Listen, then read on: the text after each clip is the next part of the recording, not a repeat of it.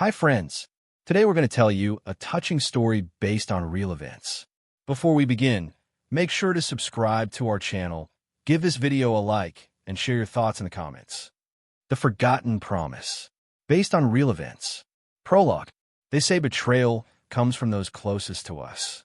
What they don't tell you is how it feels when the pieces finally come together. When the puzzle of deception reveals its complete picture. My name is Daniel Mercer. And this is the story of how I discovered that the greatest lie in my life had been carefully constructed over 20 years by the one person I trusted most. It began on an ordinary Tuesday in October 2019 with the discovery of a single photograph hidden in my father's study. A photograph that should not have existed. Part 1. Foundations. Manchester, England, 1997. The rain battered against the windows of St. Catherine's Hospital as I paced the waiting room, my shoes squeaking against the linoleum floor with each nervous step. At 24, I wasn't ready for fatherhood, but life rarely asks if you're ready for its challenges. Mr. Mercer? A nurse appeared, her face revealing nothing. Your wife is asking for you. I followed her through the sterile corridors, my heart hammering against my ribs. Sarah lay in a hospital bed, her face pale but radiant, cradling a small bundle wrapped in a blue blanket. Meet your son, she whispered, her voice cracking with exhaustion and joy. As I held him for the first time, his tiny hand curling around my finger, I made a silent promise. I would be a better father than mine had ever been. I would protect this child with everything I had. We named him Nathan, after Sarah's grandfather. Nathan Daniel Mercer. A good, strong name for a boy who would grow up in a home filled with love, something I had rarely experienced in my own childhood. My father, Harold Mercer, had been a distant figure throughout my life, more concerned with his archaeological research than with raising his only son. After my mother died when I was 7, I was primarily raised by a succession of housekeepers while my father traveled the world, hunting down ancient artifacts and academic acclaim. When Nathan was born, however, something changed in my father. He suddenly took an interest in family life, visiting us frequently, bringing gifts for his grandson, offering advice, sometimes unwanted, on child rearing. It was as if Nathan's birth had awakened something dormant within him, a desire for family connection that had been absent during my own childhood. Children need stability, Daniel, he told me during one of his visits, watching as Sarah nursed 3-month-old Nathan. A sense of belonging. I made mistakes with you that I regret. Coming from my father, this admission was unprecedented. Throughout my life, I had never heard him acknowledge any failings. His work had always come first, the research, the expeditions, the academic papers. I had grown up in the shadow of his professional success and personal neglect. Better late than never, I suppose, I replied, unable to keep the edge from my voice. He looked at me then, his gray eyes, the same color as mine, filled with an emotion I couldn't quite identify. Yes, he said quietly, sometimes much later than it should be. In the coming months, my father became a fixture in our lives. He bought a house just 20 minutes from ours in Manchester, claiming he was tired of London's pace and ready to focus on writing rather than field work. Sarah was delighted by his involvement, often remarking how wonderful it was that Nathan would have his grandfather close by. It's like he's making up for lost time, she said one evening as we watched my father reading to Nathan, the baby's eyes wide with fascination at the sound of his deep voice. People can change, Dan. I wanted to believe her. More than anything, I wanted to believe that my father had genuinely transformed, that he valued family now in a way he never had before. But something in me, some wounded, wary part of my psyche, remained skeptical. As Nathan grew from infant to toddler, my father's presence in his life only increased. He volunteered to babysit, took him to parks and museums, established traditions and inside jokes. He was, in many ways, the grandfather I would have wanted for my child. Dada, Gampa, Nathan would exclaim excitedly whenever they were together, his small face alight with joy. Watching them, I felt a complex mixture of emotions.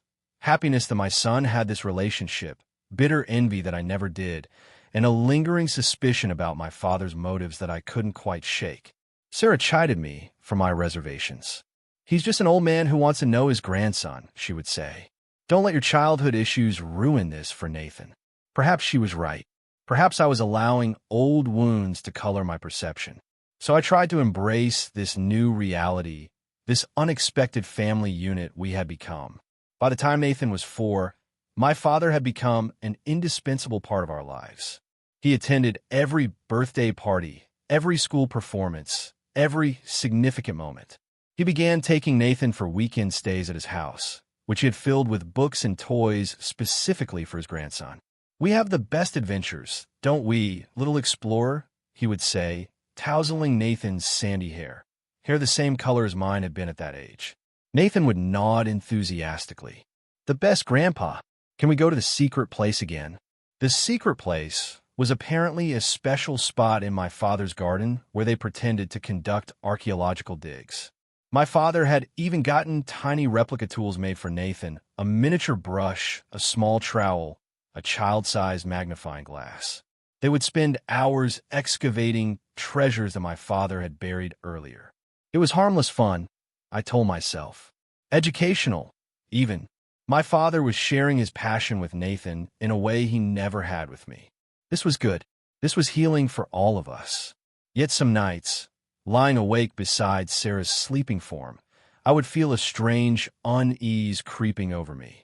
Something about my father's devotion to Nathan seemed excessive, almost desperate, as if he were racing against time to establish some profound connection. "You're imagining things," Sarah said when I finally voiced these thoughts.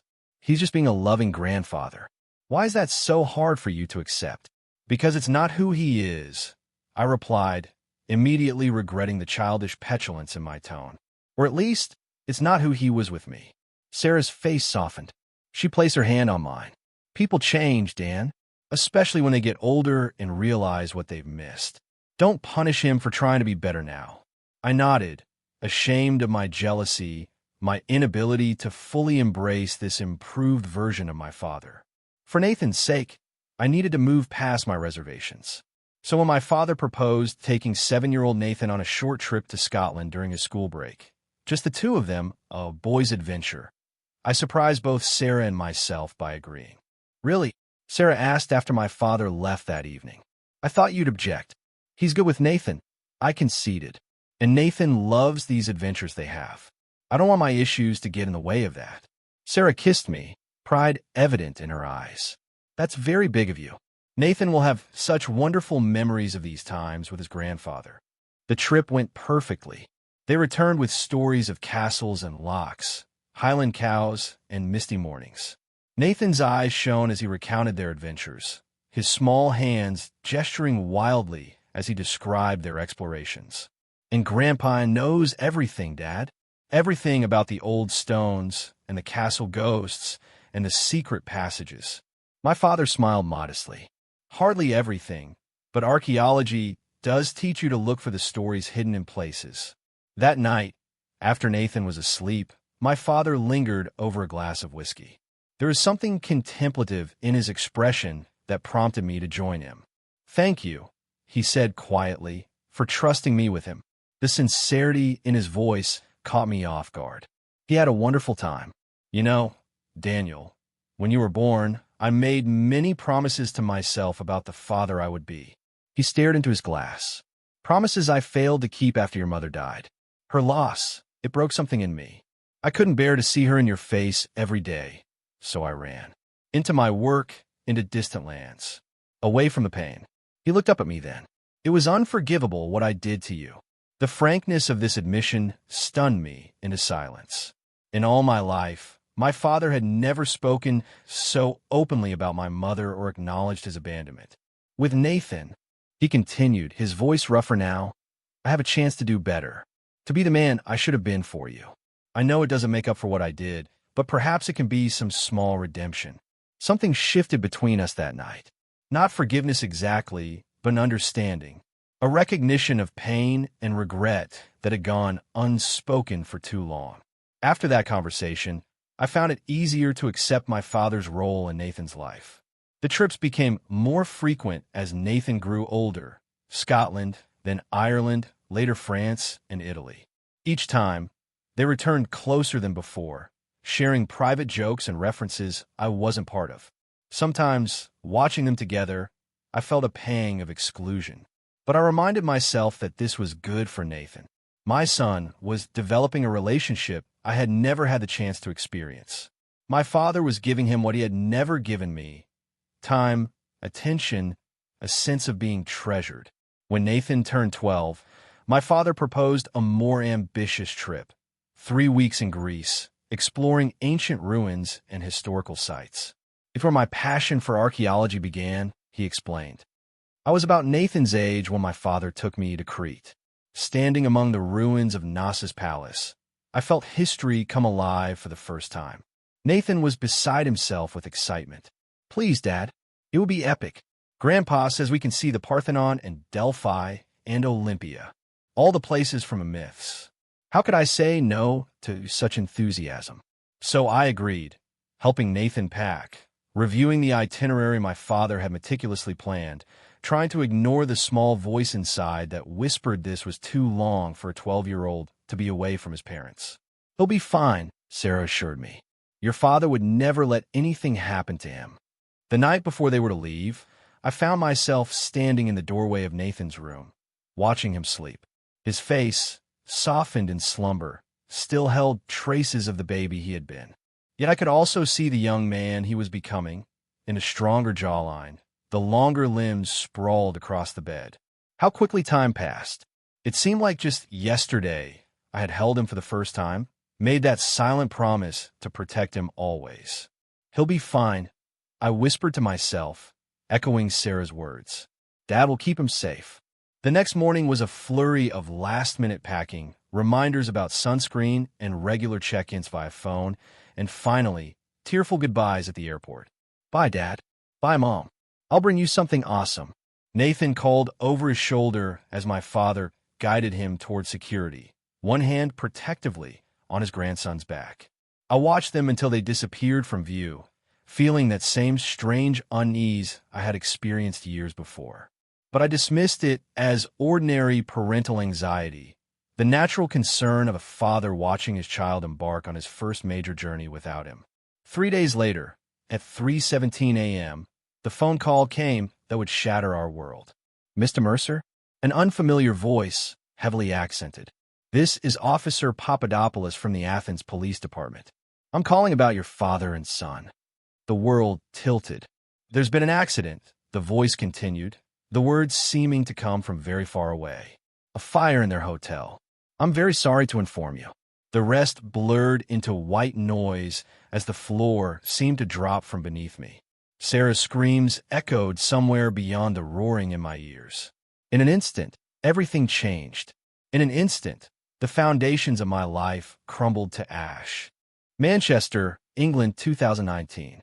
20 years later, I stood in my father's study, holding a photograph that challenged everything I had believed about the worst day of my life. After the fire in Athens, we had lived in a fog of grief. The Greek authorities had determined that the blaze started from faulty wiring in the hotel's aging electrical system. The fire had begun in the middle of the night and spread quickly through the old building.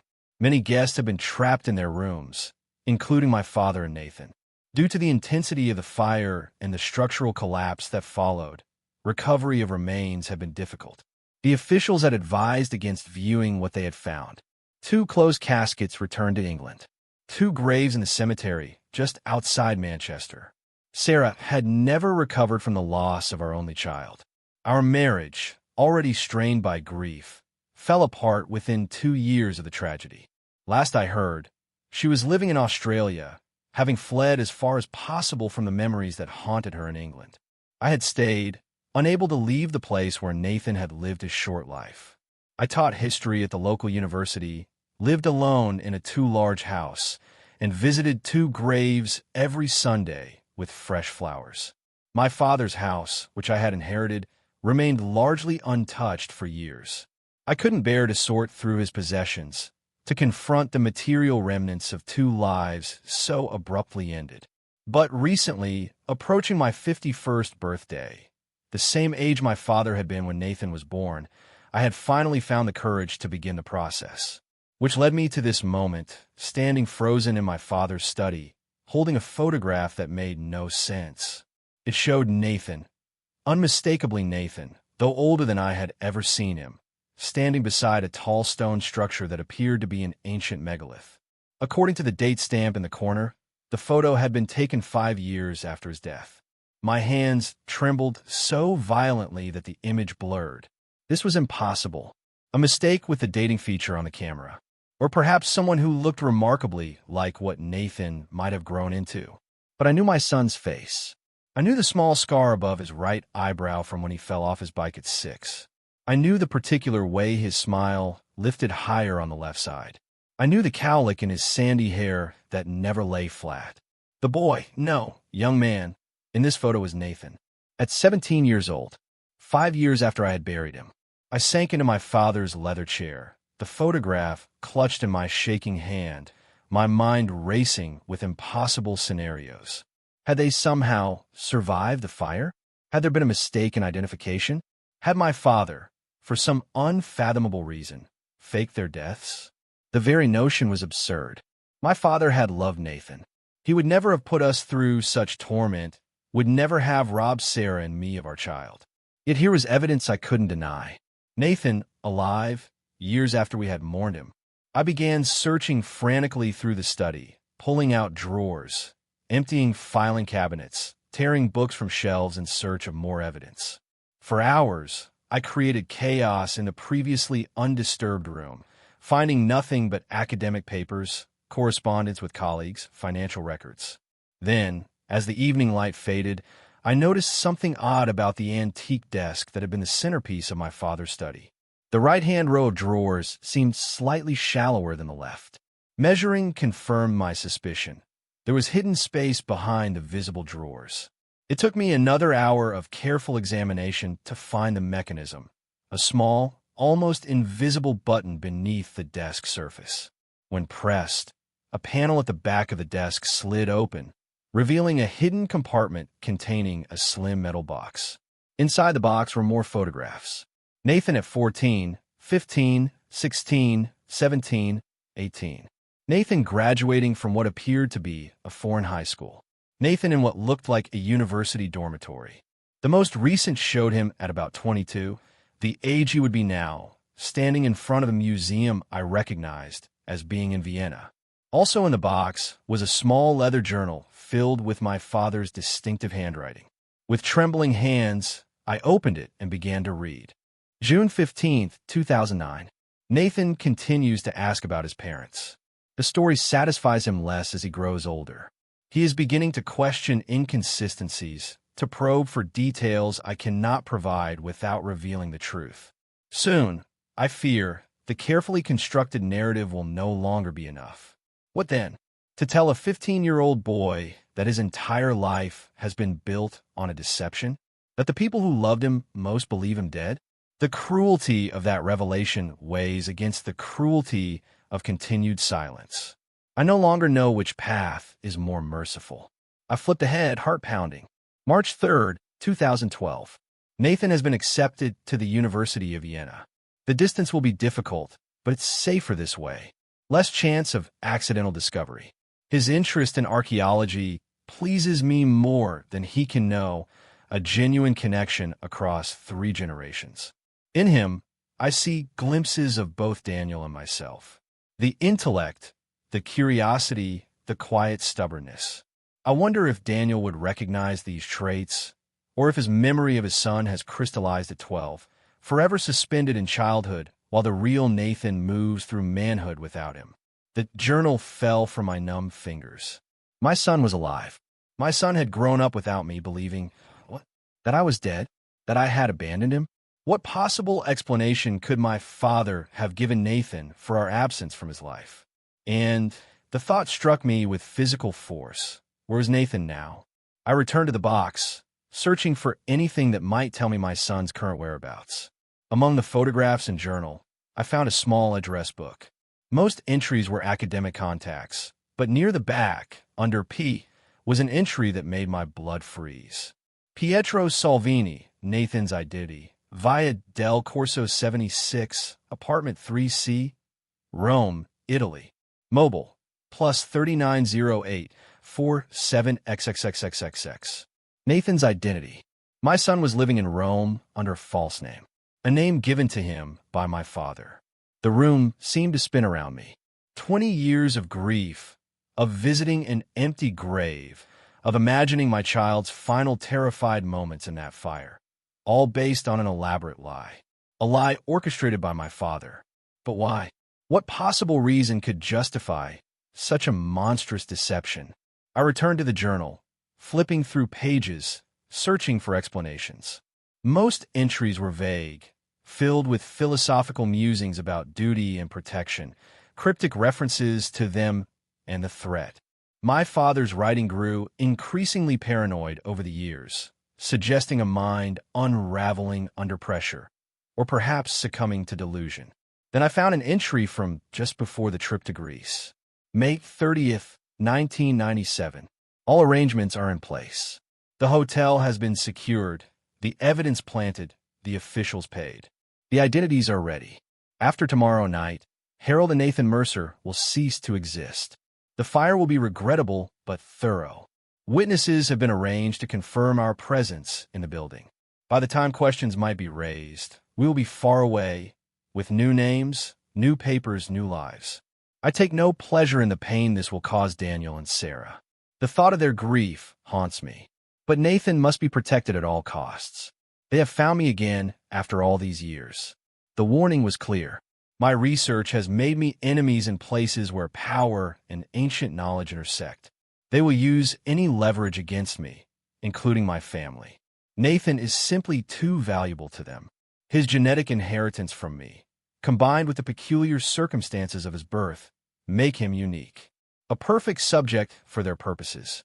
I will not, allow my grandson to become their experiment. Daniel would never understand. He would go to the authorities, would insist on protection through official channels.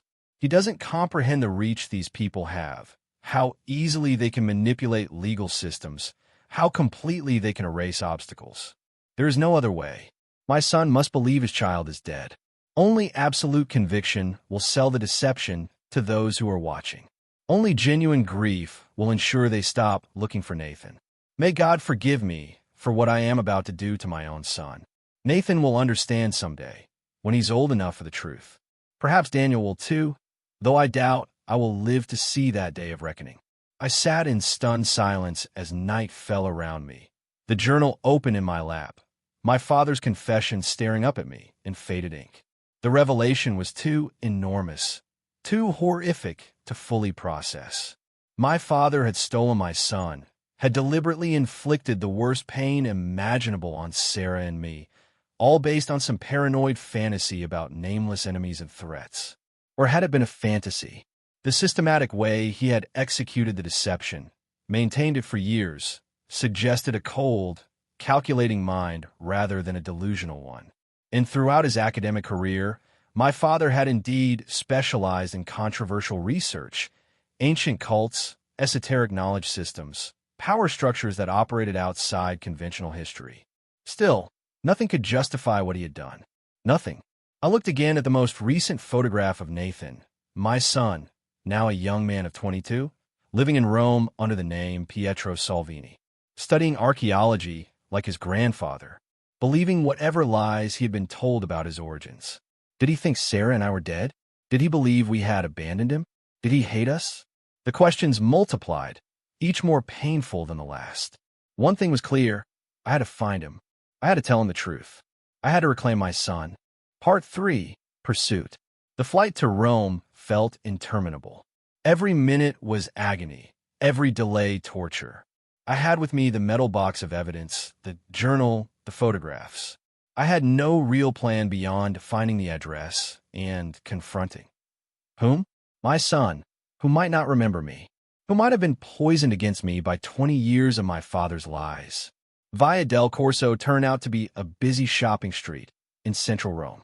Number 76 was an old building with retail on the ground floor and apartments above. My heart hammered as I pressed the buzzer for 3C. No answer. I tried again, holding the buzzer longer this time. Still nothing. An elderly woman emerged from the building, eyeing me suspiciously as she maneuvered past with her shopping trolley. In broken Italian, I asked about Pietro Salvini in apartment 3C.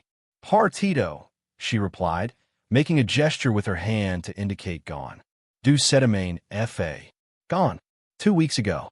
I showed her the photograph of Nathan, asking if this was the same Pietro Salvini she knew. She nodded, her expression softening slightly. Bravo ragazzo, she said. Nice boy. Then, with surprising English, he finished studies. Say goodbye. Go to work in England. England. My son had returned to the country of his birth. But where? And under what name? I had lost him just as I discovered he was alive. The next days passed in a fog of frustration and desperation. I hired a private investigator in Rome, who confirmed through university records that Pietro Salvini had indeed graduated 2 months earlier with a degree in archaeological studies. His thesis had focused on Etruscan burial practices. The last known address was the apartment I had already visited. No forwarding information had been provided to the university. The trail had gone cold. My son was somewhere in England, the same country where I had been living, grieving him for 20 years, but I had no way to find him.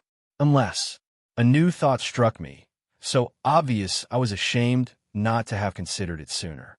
If Nathan had followed in my father's footsteps academically, he might be connected to the same institutions, the same colleagues.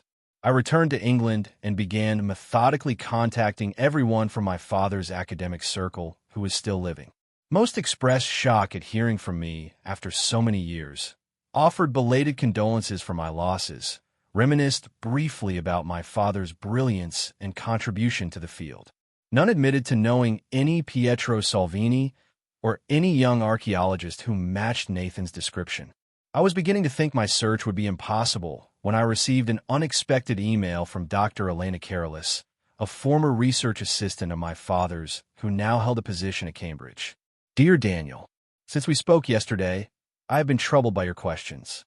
While I maintain that I do not know any Pietro Salvini, I feel I must tell you about a young man who joined our department as a research fellow last month. His name is Peter Sullivan, and there is something about him that has struck me as familiar from the beginning, though I couldn't place it until now. He specializes in Mediterranean burial practices, much as your father did early in his career. His credentials are excellent, degrees from Vienna and Rome, but there is very little trace of his work before the last few years, which is unusual in our field where even student publications are typically documented. I may be entirely mistaken, but if you would like to see for yourself, Dr. Sullivan will be presenting a paper at the Archaeology Society Symposium this Friday at 2 p.m. in the Fitzwilliam Museum Lecture Hall. With warm regards, Elena. Peter Sullivan. Pietro Salvini. The pattern was clear.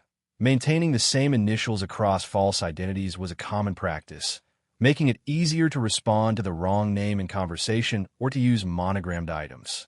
I had 3 days until the symposium. 3 days to prepare for a confrontation I had never imagined possible. 3 days to decide what to say to the son who had been stolen from me, who had lived an entire life shaped by my father's deception. When Friday came, I arrived at the Fitzwilliam Museum an hour early, my stomach twisted in knots, my hands shaking so badly I could barely sign in at the registration desk. I took a seat at the back of the lecture hall, had pulled up despite the warmth of the day, irrationally afraid that Nathan might somehow recognize me before I was ready. The hall filled gradually with academics and students. At precisely 2 p.m., the moderator introduced the next speaker, Dr. Peter Sullivan, joining us from the University of Vienna, presenting his research on Etruscan burial symbols and their connection to Eastern Mediterranean death cults. And then he was there, walking to the podium. My son, 22 years old, tall and lean like me, with his mother's expressive hands and my father's confident posture. His sandy hair was shorter than in the photographs I had found, and he wore wire-rimmed glasses that gave him a scholarly air. My vision blurred with tears. I gripped the sides of my seat to keep from rushing forward, from shouting out the truth in front of this room full of strangers.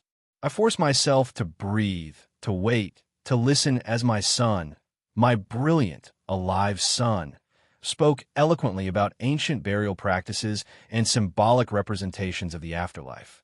His voice had deepened since childhood, but retained the same thoughtful cadence, the same slight hesitation before key points that I remembered from when he would tell me about his day at school. The presentation lasted 45 minutes. Throughout, I remained frozen in my seat, absorbing every gesture, every inflection, cataloging the ways in which this young man was both familiar and foreign to me. When the question and answer session began, I couldn't speak, couldn't raise my hand, couldn't do anything but stare at this miracle before me. Finally, the moderator announced a coffee break before the next presentation. People began filing out of the hall. Nathan, Peter, gathered his notes and laptop, chatting with a couple of colleagues who had approached the podium. This was my moment. If I let him leave now, I might lose him again. On legs that felt disconnected from my body, I made my way toward the front of the room. The colleagues had moved away. Nathan was alone, slipping his laptop into a messenger bag. "Excuse me," I said, my voice hardly more than a whisper. "Dr. Sullivan?" He looked up, pushing his glasses higher on his nose, a gesture so reminiscent of Sarah that my heart clenched painfully. "Yes," he replied, his expression politely curious. "No recognition. None at all. My name is Daniel Mercer." I watched carefully for any reaction to my name. There was none. I knew your grandfather." A flicker of something crossed his face. Surprise? Wariness? It vanished quickly, replaced by a carefully neutral expression. "I think you must be mistaken," he said, his voice controlled. "My grandfather passed away many years ago. If you'll excuse me, I need to get to the next session." He tried to move past me, but I stepped into his path. "Your grandfather was Harold Mercer," I persisted, "a specialist in ancient Mediterranean religions and burial practices. And your real name is Nathan." "Nathan Daniel Mercer." All color drained from his face. His eyes, my father's eyes, widened in shock and then narrowed with a sudden coldness that chilled me. "I don't know who you are," he said quietly, "or what you want, but I suggest you leave me alone. Now." "Nathan, please." I stepped closer, lowering my voice. "I'm your father. You didn't die in that fire in Greece. My father, your grandfather, faked your deaths. He took you away. I've been grieving you for 20 years, but you're alive. You're here." His jaw tightened. "Security," he called to a guard near the door, never taking his eyes from mine. "This man is harassing me." "Wait." I fumbled in my pocket, extracting the photograph of him at 12, the last time I'd seen him. "Look, this is you. This is us, the day before you left for Greece. Please, just look." For a moment, just a moment, uncertainty flickered in his eyes as he glanced at the photograph. Then the shutters came down again. "Sir, you need to come with me," the security guard said, placing a heavy hand on my shoulder. "Nathan, please, ask yourself why you have no childhood photographs before age 12. I called desperately as the guard began escorting me away. "Ask yourself why your past is built on gaps and inconsistencies. He lied to you. We thought you were dead."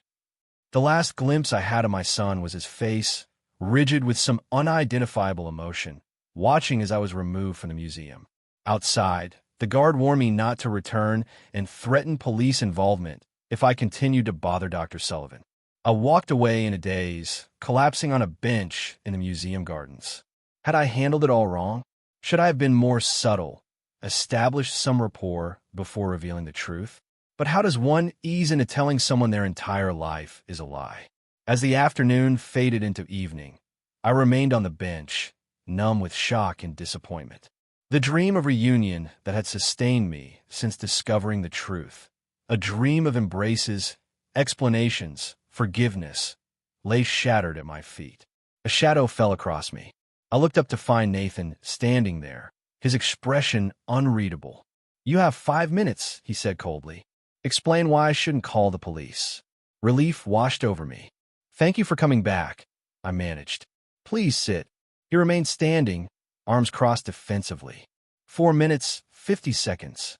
I took a deep breath and spoke rapidly, explaining about finding the photographs in my father's study, showing him the journal entries I had brought with me, describing the life we had lived before the fire, his favorite stuffed penguin that went everywhere with him, the tree house I had built in our backyard, how he had been afraid of thunderstorms but fascinated by lightning.